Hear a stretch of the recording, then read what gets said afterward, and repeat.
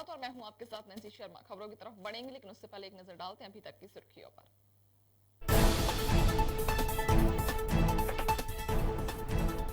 America की Los Angeles court में Mumbai blast के आरोपी की भारत प्रत्यर्पण मामले की सुनवाई जज ने 15 जुलाई तक अतिरिक्त दस्तावेज जमा करने को दिया आदेश।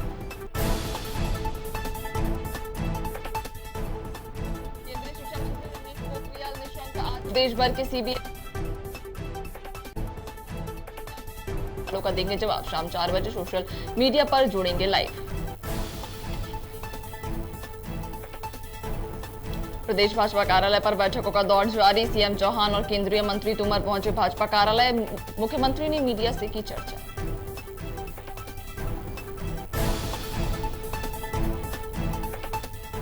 मध्य प्रदेश के गृह मंत्री नरोत्तम मिश्रा का बयान। गृह मंत्री ने कांग्रेस पर साधा निशाना, कहा इमरजेंसी ऐसा दाग जो कभी नहीं छूट सकता।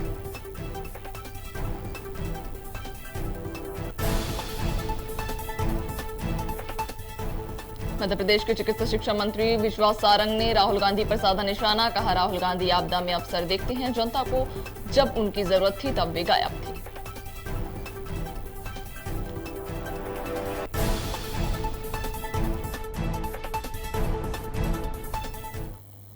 और अब खबरें विस्तार से। अमेरिका की लॉस एंजल्स कोर्ट में 2008 में हुए 26/21 मुंबई हमले के मुख्य आरोपी तहव्वुर राणा की भारत को प्रत्यर्पण करने के मामले में सुनवाई हुई। मामले की सुनवाई कर रहे जज ने डिफेंस अटॉर्नी और प्रोड्यूसर को 15 जुलाई तक अतिरिक्त दस्तावेज दाखिल कराने का आदेश दिया है। तब तक तहव्वुर राणा लॉस एंजल्स में ही फेडरल कस्टडी में रहेंगे।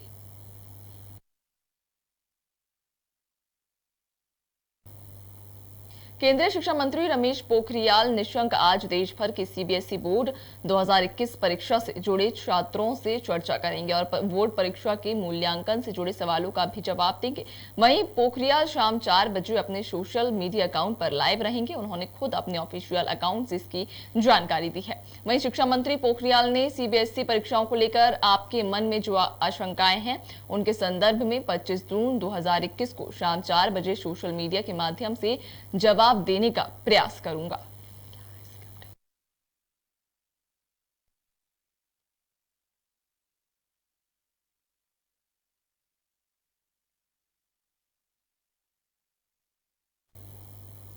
राजधानी भोपाल के प्रदेश भाजपा कार्यालय पर बैठकों का दौर जारी है। कार्य समिति की बैठक के बाद आज मुख्यमंत्री शिवराज सिंह चौहान और केंद्रीय मंत्री नरेंद्र सिंह तोमर पार्टी कार्यालय पहुंचे। इस दौरान सीएम ने मीडिया से चर्चा करते हुए कहा कि प्रदेश सरकार की कोशिश है कि पीएम मोदी जो जन कल्याण के लिए काम कर रहे हैं उससे हम नीचे तक क्रियान्वित करें, चाहे वह आत्मनिर्भर भारत की योजना हो या गरीब कल्याण की, सभी योजनाओं को जमीन पर उतारना है। वहीं मुख्यमंत्री ने कहा मेरा मन गर्वित होता है जब राष्ट्रीय अध्यक्ष तारीफ करते हैं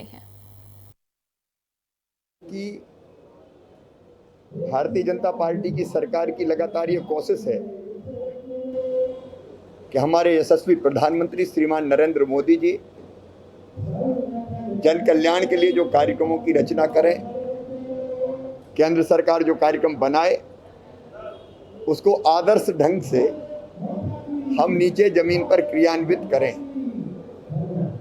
और मुझे बताते हुए संतोष है, चाहे वो कोरोना कंट्रोल का मामला हो, आत्मनिर्भर भारत के लिए आत्मनिर्भर मध्य प्रदेश के निर्माण का काम हो, हमने रोड मैप बना लिया और उसको क्रियान्वित करना शुरू कर दिया, गरीब कल्याण की योजनाएं हो, किसानों का कल्याण हो, माताओं बहनों का उत्थान हो या वैक्सीनेशन महाअभियान हो, प्रदेश में भारतीय जनता पार्टी की सरकार ने हर योजना को। मध्य प्रदेश के गृह मंत्री डॉक्टर नरोत्तम मिश्रा ने जारी बयान में कहा कि प्रदेश में कोरोना की राहत भरी खबर मिल रही है। वहीं इस दौरान नरोत्तम मिश्रा ने कांग्रेस पर हमला बोलते हुए कहा कि किसान कर्ज माफी में कांग्रेस फेल रही, सरकार चलाने में भी फेल रही। वहीं उन्होंने कहा कि इमरजेंसी ऐसा दाग है जो कभी छूट नहीं सकता। एक परिवार को लाभ पहुंचाने के लिए इमरजेंसी लगाई गई थी। इस दौरान मुरलीधर राव के बयान पर गृह मंत्री ने कहा कि हम सब एक मुट्ठी की तरह हैं, यहाँ लॉबिंग नहीं होती। इस दौरान नरोत्तम मिश्रा ने मीडिया से कई मुद्दों पर चर्चा की। आज कुल 50 नए प्रकरण पूरे प्रदेश में आए, जबकि 198 लोग ठीक होकर अपने घरों की ओर गए। मध्य प्रदेश में अब एक्टिव केसों की संख्या कुल 1110 रह गई है। संक्रमण दर अब 0.07% रह गई है। इमरजेंसी ऐसा दाग है जो कभी छूट नहीं सकता जब तक लोकतंत्र रहेगा। एक परिवार की संतुष्टि के लिए, एक परिवार के सत्ता के सुख के लिए जिस तरह से पूरे देश को दांव पे लगाया।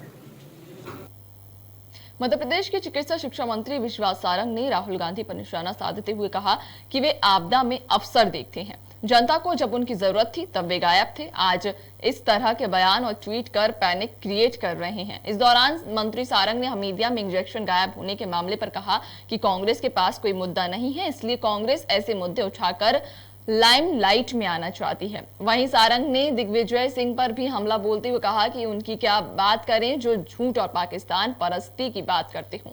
वे पाकिस्तान से पैसे लेकर एजेंडा चलाते हैं। इस महामारी की आपदा में भी राजनीति का अवसर ढूंढ रहे हैं।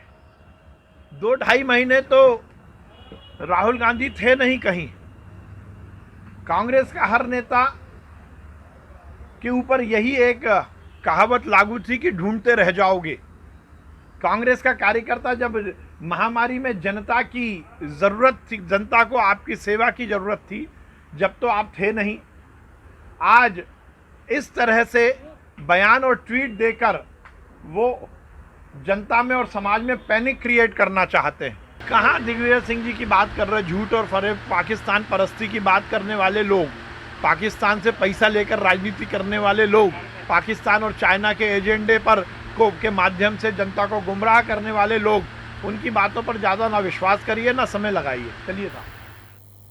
राजधानी भोपाल में भाजपा गुरु नानक मंडल ने काले कपड़े पहनकर काले गुब्बारे छोड़कर काले दिवस का विरोध किया। बता दें कि 25 जून 1975 दिन लगी आपदा काल में मौजूद मीसा बंदियों का सम्मान किया। इस दौरान भाजपाइयों ने कहा कि आज ही के दिन तत्कालीन प्रधानमंत्री इंदिरा गांधी ने लोकतंत्र की हत्या कर आपातकाल लागू किया था। इस अवसर पर हमने काली टी शर्ट पहनकर, आपातकाल का मास्क पहनकर और काले गुब्बारे छोड़कर इसका विरोध किया। वहीं मौके पर मौजूद मीसाबंदी बिहारी लाल लोकवानी ने भी आपातकाल के दौरान हुई तकलीफों को बताया।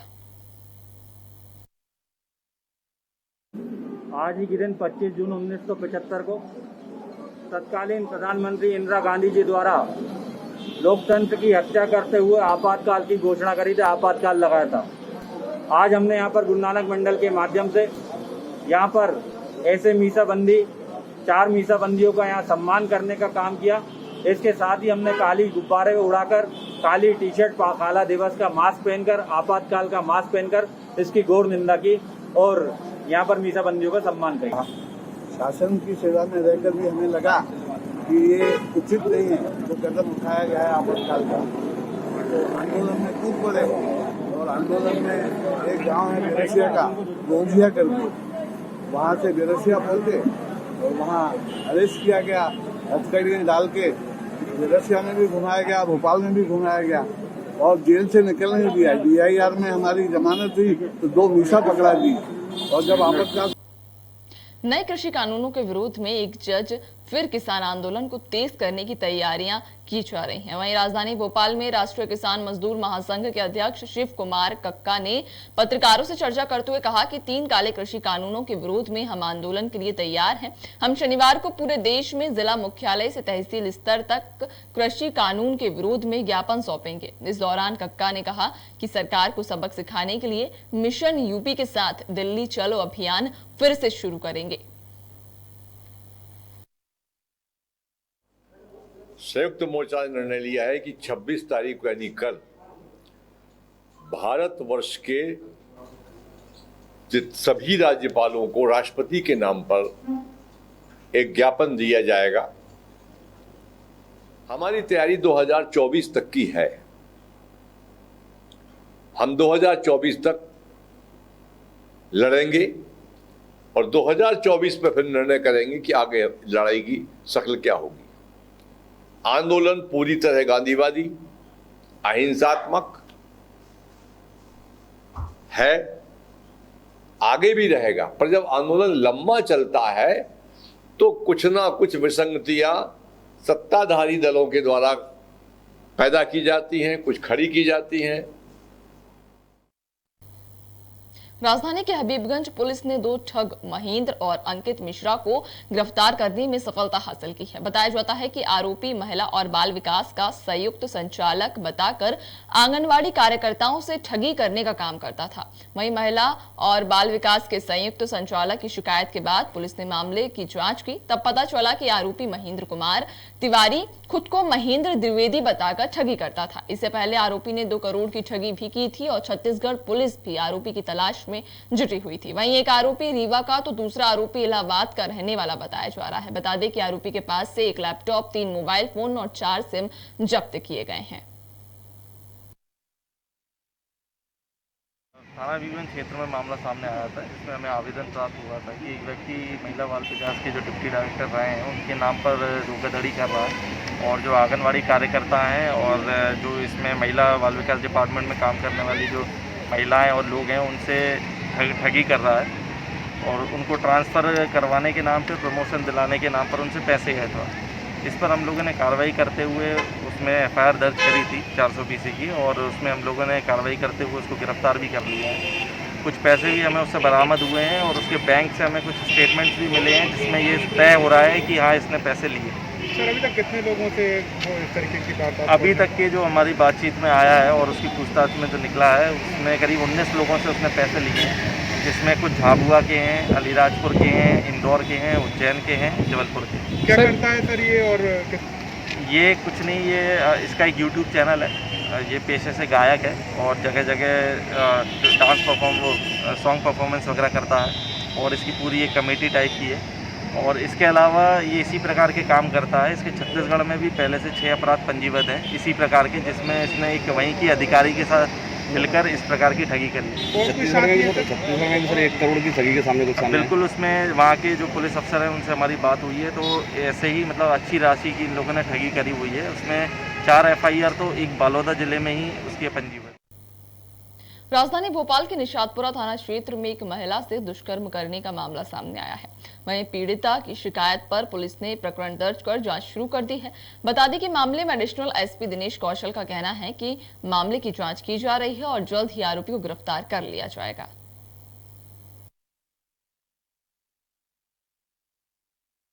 थाना निशातपुरा में एक संवेदनशील घटना हुई जब एक लेडी के द्वारा रिपोर्ट की गई कि उसके साथ एक युवक के द्वारा गलत काम किया गया। पुलिस द्वारा तत्काल कार्रवाई करते हुए प्रकरण पंजीबद्ध कर लिया है और विवेचना में ले लिया है। विवेचना में जैसे साक्ष्य आएंगे वैसी कार्रवाई की जाएगी। आरोपी की तलाश जारी है और विवेचना जारी है। टीकाकरण के लिए चलाया गया महा वैक्सीनेशन अभियान अब रंग ला रहा है। बैरसिया के 5 गांवों में 100% वैक्सीनेशन हुआ। वहीं एसडीएम राजीव नंदन श्रीवास्तव ने बताया कि बैरसिया में पिछले 3 दिन के अंदर महाअभियान के दौरान 32,000 लोगों को टीका लगाया गया, जिसके बाद 100% लोगों को टीका का प्रथम डोज लगाने वाली बैरसिया नगर पंचायत प्रदेश की पहली पंचायत बन गई है। वहीं लोगों को पीले चावल देकर वैक्सीन लगवाने के लिए निमंत्रण भी दिया जा रहा है। बैरसिया में टीकाकरण महाअभियान चलाया जा रहा है। इसके पूर्व भी हम लोगों ने टीकाकरण के प्रयास किए थे गांव-गांव में जाकर, लेकिन लोगों में जागृति कम थी, जिस कारण से टीकाकरण में विशेष उल्लेखनीय प्रगति नहीं आ पा रही थी। इसके बाद माननीय कलेक्टर महोदय, हमारे माननीय विधायक जी, माननीय जिला सीओ साहब हमारे, इन सब के मार्गदर्शन में और निर्देशन के बाद हम लोगों ने जन जागरूकता का कार्यक्रम चलाया है, जिसमें हमारे अनुभाग बैरसिया के शिक्षकगण, हमारे अनुभाग बैरसिया के बीएलओज, आंगनवाड़ी कार्यकर्ता, हमारी आशा उषा कार्यकर्ता, हमारे पंचायत विभाग के अधिकारी कर्मचारी, हमारे राजस्व विभाग के सभी कर्मचारी अधिकारी, हमारे स्वास्थ्य विभाग के सभी अधिकारी कर्मचारी, हमारे महिला बाल विकास विभाग के सभी अधिकारी कर्मचारियों ने जी जान लगाकर अनुभाग बैरसिया को टीकाकरण। फिलहाल की इस बुलेटिन में इतना ही। बने रहिए आप खबर भारत के साथ। नमस्कार।